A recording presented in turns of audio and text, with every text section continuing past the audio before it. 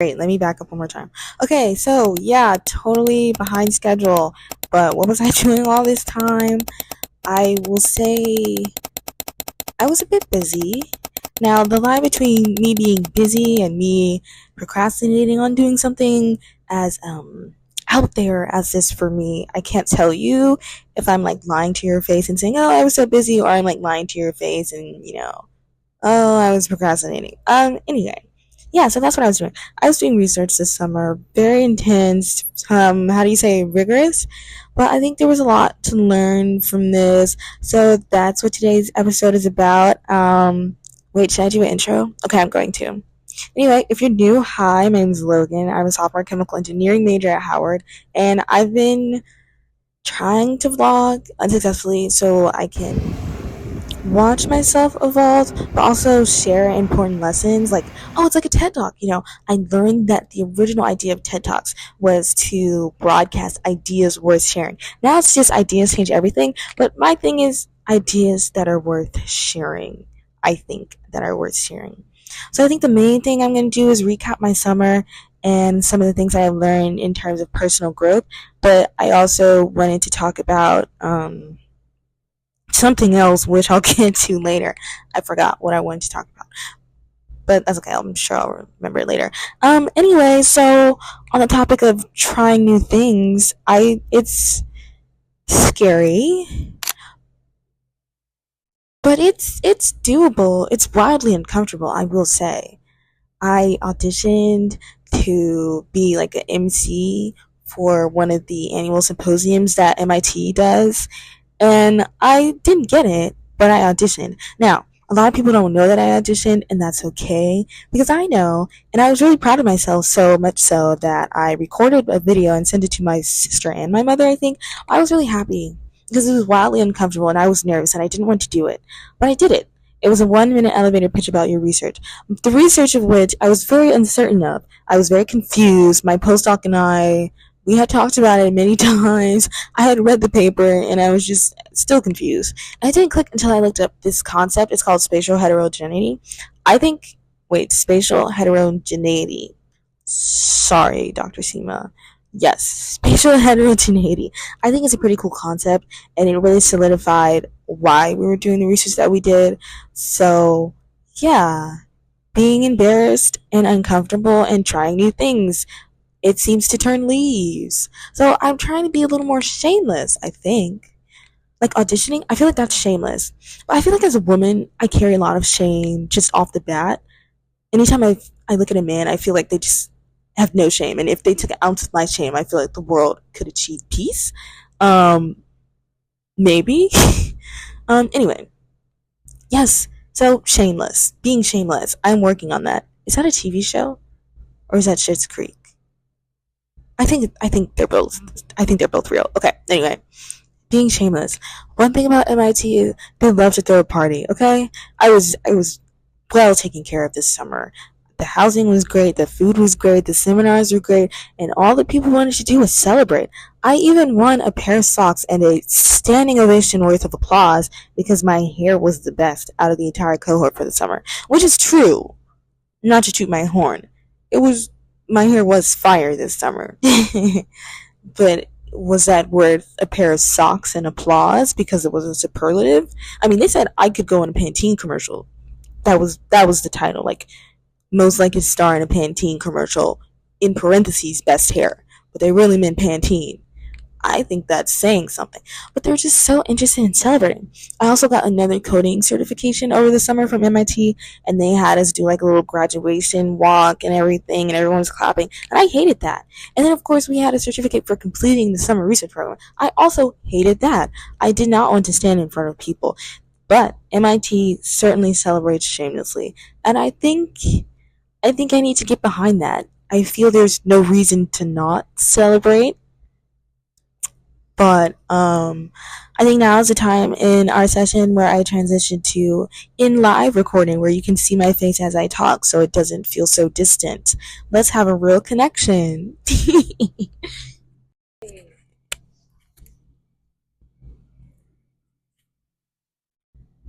can't tell about the angle because I'm really annoyed right now. Okay, so that's my leg, by the way. As I was saying, I think trying new things has been the theme of my summer so far. For example, there were a lot of Puerto Ricans, and I don't know if I've said this before, but I do speak Spanish. But since I'm not a native, I feel like it's kind of embarrassing for me to walk around being like, hola, or like, hey, nah, you don't want to. And my sister does it, though. My sister does it a lot. So I wish she was here with me this summer. Hello. Also, if she was here this summer, all of my inside jokes and references would have been so funny. But since she wasn't here, every time I made a reference or I like said something that was funny, everybody was like, hmm? And I was like, oh, okay. And then you have to explain it, and then nobody gets the explanation. And even if they do get the explanation, it's no longer funny by then. So I wish she was here with me. But yeah, they adopted me as their new Puerto Rican friend. Okay. I think that's nice. I that was fun. The other thing that was fun, I did meet a few people who were Black Americans. One thing that will surface on my channel, I'm assuming eventually as I get more comfortable on the channel, is the fact that I think discourse about being African American as opposed to Black American. I'm talking about ethnicity. I'm not talking about nationality, I think. Oh, am I wrong? No, I don't think I'm wrong. I'm talking about ethnicity. I'm not like everyone is black, but I'm talking about like immigrants and people who have like ooh, is this a touchy subject for me? I think like I will visualize it this way. I don't have a mother tongue. I don't have a home language. I speak English. And I think that's part of the reason I like to learn other people's languages because I think it helps them feel at home sometimes to know that with me, oh, I don't have to speak English if I don't want to. But like, I don't have the luxury of not speaking English if I don't want to because there's nothing else for me to speak. Boo. Yeah. So I wish I had a mother tongue. Anyway, I was speaking Spanish up in Boston, Cambridge actually. Cambridge is over the bridge. My room had a view of the water. I really did enjoy that. One thing about me, I'm not gonna edit this out. Maybe I should, but I'm not. I'm just not. I don't know. I don't want to. Um, the other thing is I've been having to treat myself a lot. I'm not saying I'm depressed. I'm just saying I'm sad and I feel like there's no reason to be here.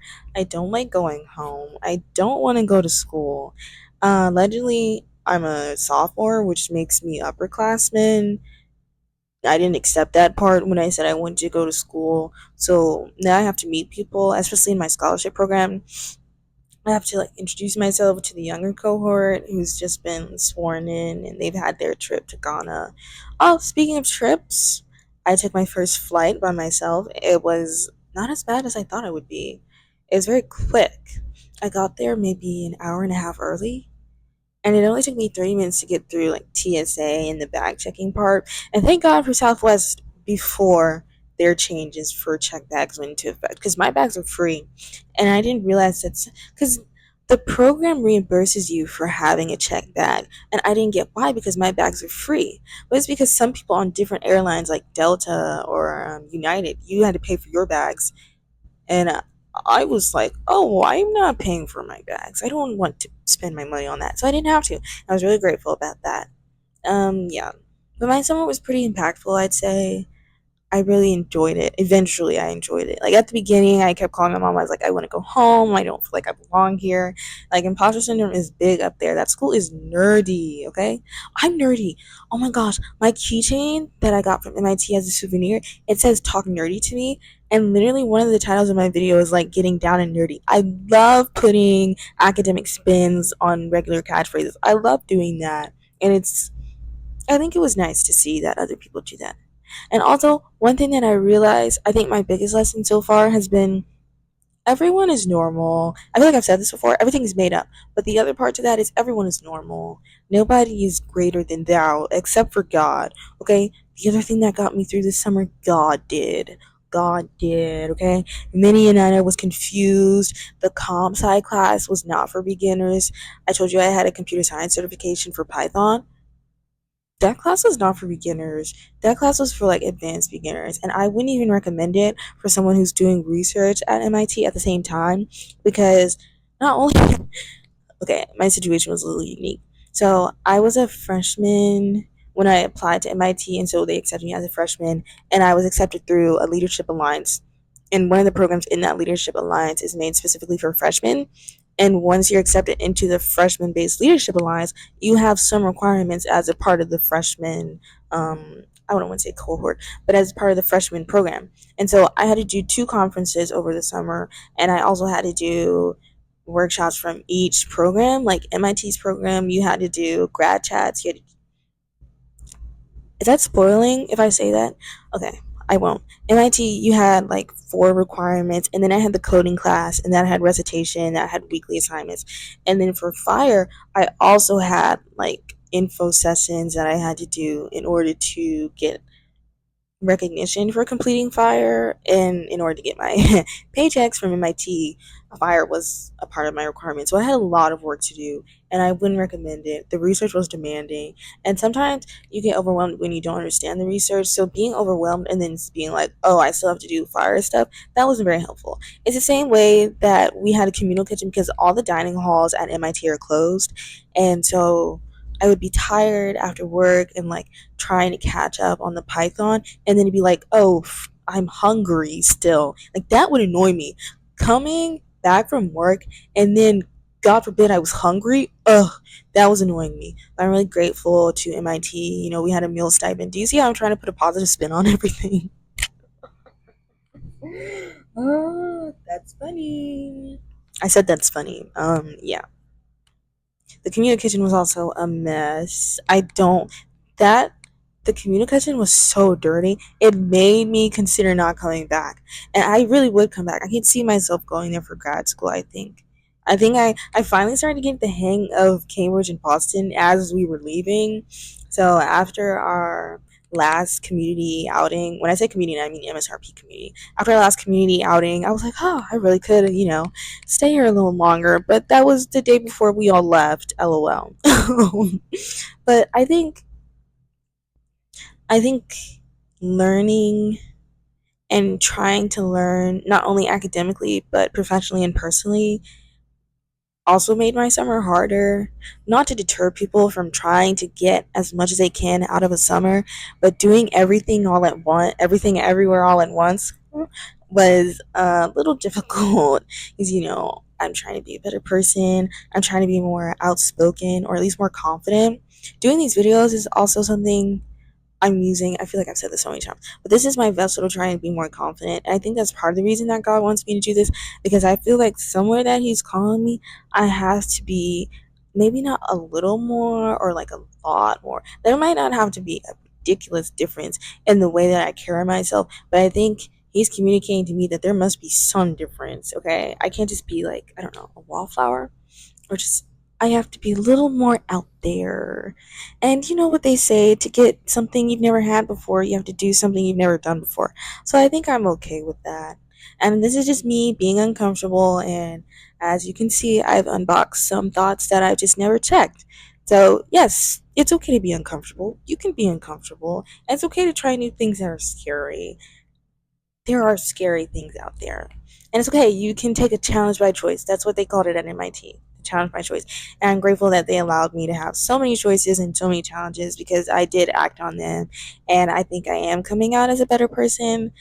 And it's also okay to be a work in progress, but it's also okay not to consider yourself a work in progress. We're people. I'm not a project all the time. I feel like I got fatigued trying to project myself away and like fix up everything. So keep that in mind.